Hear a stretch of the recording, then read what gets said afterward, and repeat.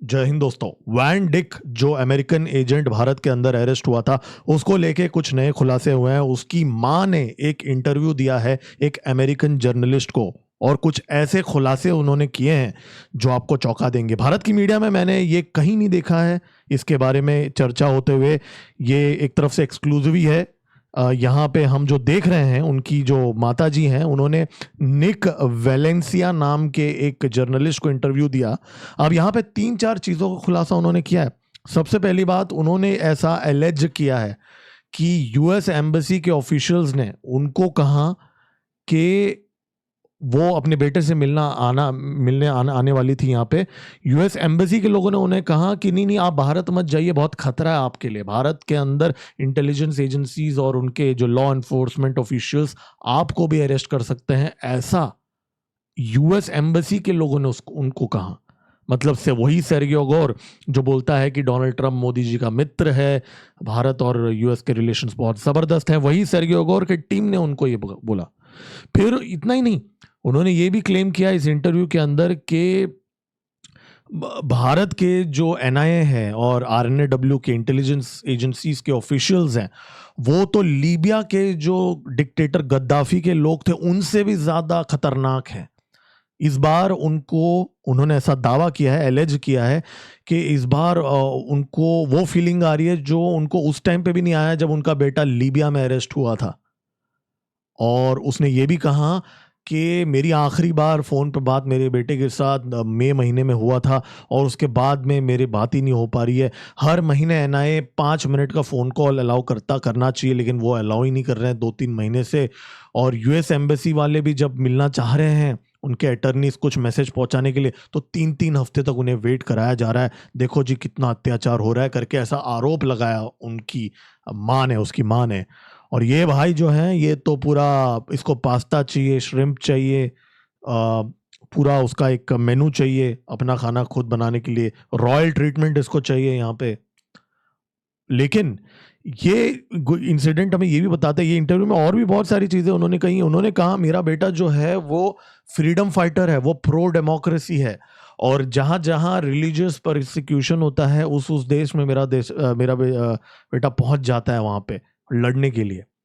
और फिर भारत के ऊपर भी उसने उंगली उठाया, कहा कि जी भारत के जो ऑफिशियल्स है वो रूल्स फॉलो नहीं करते, तो मुझे डर है कि उसको फेयर ट्रायल नहीं मिलेगा।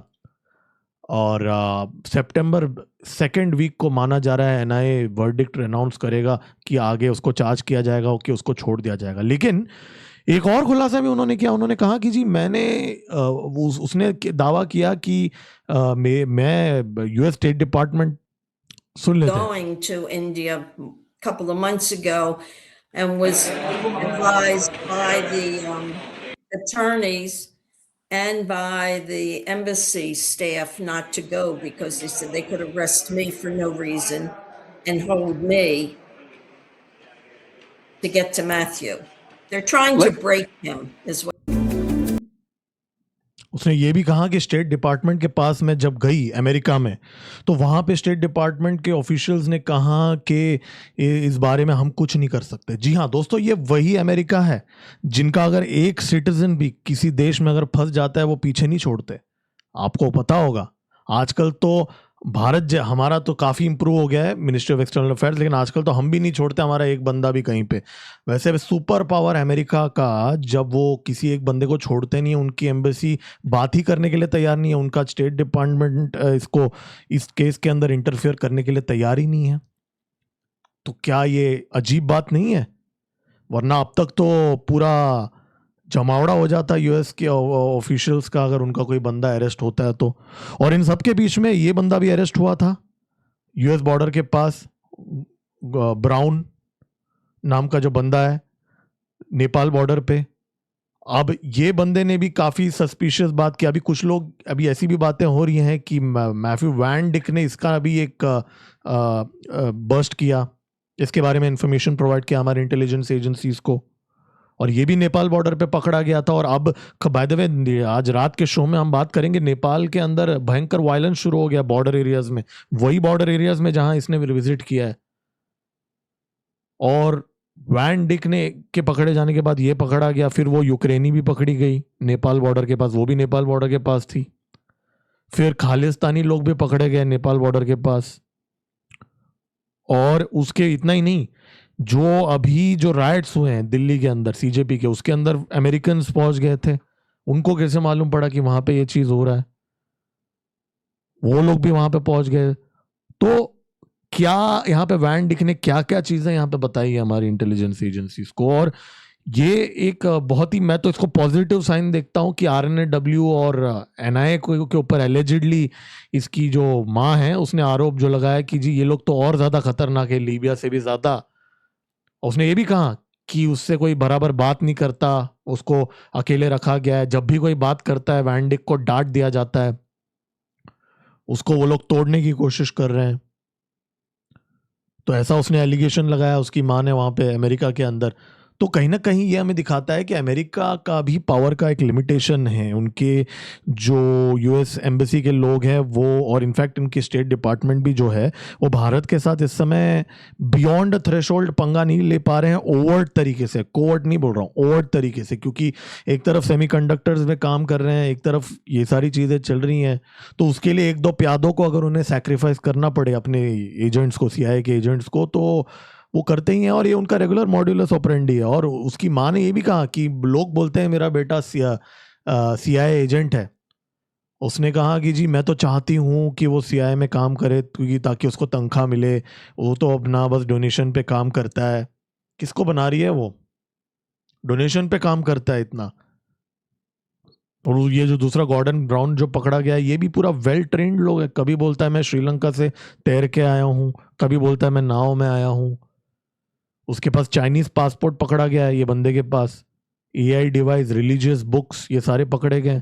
कभी वो कुछ और बोलता है, कभी बोलता है कि नहीं मैं कुछ और है। तो कंप्लीट डिसेप्शन कर रहा है यहाँ पे वो हमारे इंटेलिजेंस एजेंसीज को।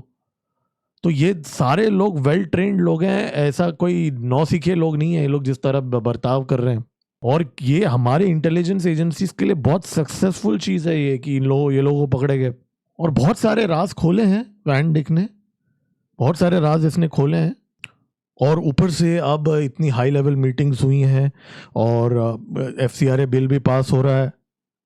It's all leading up to that. और अब ये नए खुलासे यहाँ पे हो रहे हैं। तो यहाँ पे महत्वपूर्ण बात ये भी है कि अमेरिकन्स भी भारत से कहीं ना कहीं डर रहे हैं बियॉन्ड अ पॉइंट, यहाँ पे इस पॉइंट पे एंगेज करने के लिए। और इंटेलिजेंस ऑपरेशंस अक्सर ऐसे ही होते हैं, डिनाबिलिटी होता है। और हमारा निखिल गुप्ता जो है व्यक्ति हैं, वो अभी यूएस की कस्टडी में है। वहाँ पे उनके साथ कैसा सलूक किया जा रहा है वो तो हमें पता ही है। तो अमेरिकन जो गेम खेलते हैं, पन्नू का कार्ड खेलते हैं, खालिस्तानी कार्ड जो खेलते हैं, ज़रूर नहीं है कि उसका काउंटर हर बार यहाँ पे सामने से ना हो। उसने वैसे एक इंटरेस्टिंग बात ये भी कही, But their system is so different, their judicial system. It's hard to understand it when you're not being charged, and he's been held 180 days. And as I say, under really inhumane conditions. Early on, they actually, during an interrogation, showed Matthew a satellite picture of my home, just to let him know they know where we are. And I had planned on going to India a couple of उसने कहा कि जब interrogation starting में हो रहा था तो उस टाइम पे उन्होंने सैटेलाइट पिक्चर दिखाया वैन डिक के घर का, ऐसा दिखाने के लिए कि हमें पता है तुम कहाँ रहते हो। तो ये सारे इंटरोगेशन टैक्टिक्स हैं। तो ऑब्वियस सी बात है ये तो करेंगे ही। इनफैक्ट उससे ज़्यादा हमारे एजेंसीज को पता है।